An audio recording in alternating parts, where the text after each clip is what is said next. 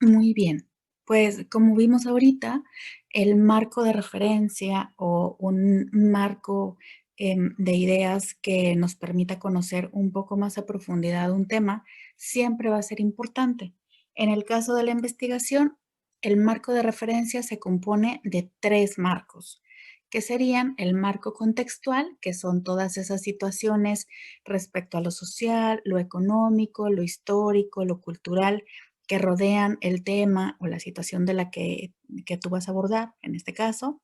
El marco conceptual, que son todas esas explicaciones de las definiciones, los conceptos, conceptos base, conceptos clave, que necesitas, bueno, primero tú para poder entender cuál es el objetivo de tu investigación y sobre todo que necesitan entender más claramente tus lectores. Quien vaya a leer necesita tener muy claro esos conceptos de los que vas a hablar o que vas a explicar.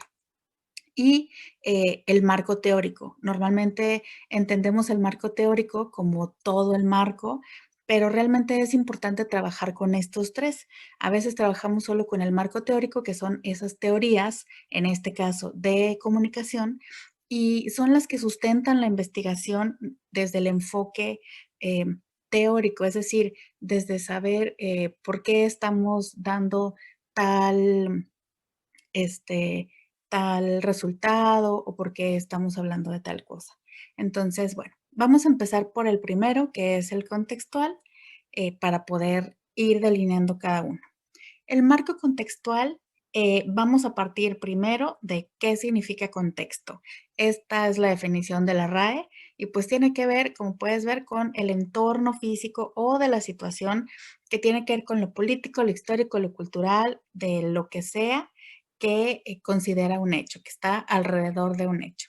Y pues es importante o nos ayuda a conocer el contexto porque entonces el tema del que vamos a hablar lo podemos poner y lo podemos adaptar a un momento específico. Cuando estamos hablando, por ejemplo, hablábamos hace un ratito del tema del trabajo o de lo laboral, pues claro, o sea, el texto que leyeron, que leíste hace un momento, pues tiene que explicarte cuál es la situación actual, no nada más respecto a la pandemia, sino cómo las generaciones hemos cambiado sobre cómo entendemos los trabajos, sobre las situaciones de vida. Entonces, pues no es lo mismo explicar la situación laboral de la generación actual o de lo que estamos viviendo actualmente a lo que vivían nuestros papás, a nuestros abuelos, ¿cierto? Igual, cuando hablamos de comunicación, pues necesitamos hacer esta contextualización. No es lo mismo hace 10 años que ahorita. O sea, en simplemente 10 años, tú lo sabes, han cambiado muchísimas cosas. Te pongo un ejemplo. Este es un estudio sobre consumo de medios eh, que se hizo en México y entonces, pues si te fijas, es muy importante tener clara esta información. Del 2009 al 2019 hay cambios muy, muy grandes. En este caso, estamos viendo la cuestión de los dispositivos, es decir, qué es lo que más se utilizaba hace 10 años contra lo que se utiliza ahora, es decir, 2019, más o menos 1 o 2 años, que es algo muy aproximado que tenemos. Y pues si te fijas, antes había más dispositivos, o sea, se utilizaban más dispositivos al parecer, porque había una utilización más amplia de cámara digital. Hace 10 años, por ejemplo, a mí sí me tocó todavía tener mi cámara digital por aparte, tener mi MP3, pues por ejemplo, en mi caso, mi primer celular pues no era con internet, entonces yo sí necesitaba traer varias cosas.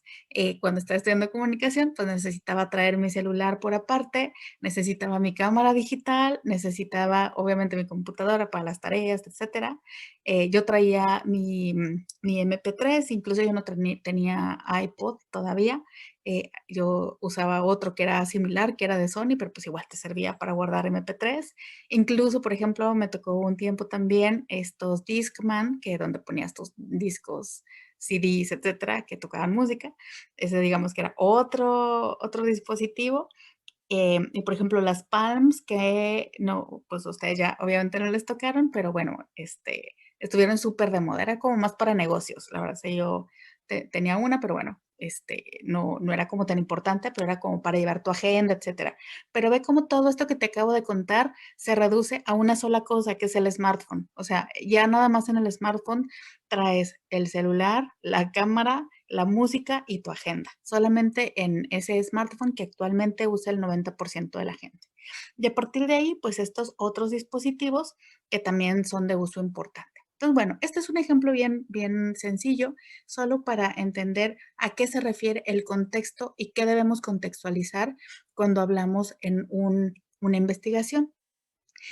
¿Dónde vamos a encontrar nuestros marcos contextuales? Pues vamos a revisar informes oficiales, vamos a revisar informes de las empresas, por ejemplo, este que te presenté es un informe oficial sobre el uso de dispositivos, entonces, bueno, puedes googlear así tal cual, encuestas sobre consumo cultural y ya, te aparecerá quizás del INEGI o quizás te aparecerán algunas de otras entidades. El asunto es que pues busques esta información en este tipo de, de medios. Por ejemplo, artículos de divulgación, o sea, lo que encontramos, no sé, en, en reportajes, por ejemplo, como el que leíste hace un ratito, pues ese es un reportaje, es un artículo de divulgación. También los documentales son artículos de divulgación, pero audiovisuales y entrevistas a expertos. Todo eso te va a ayudar a formar tu marco contextual.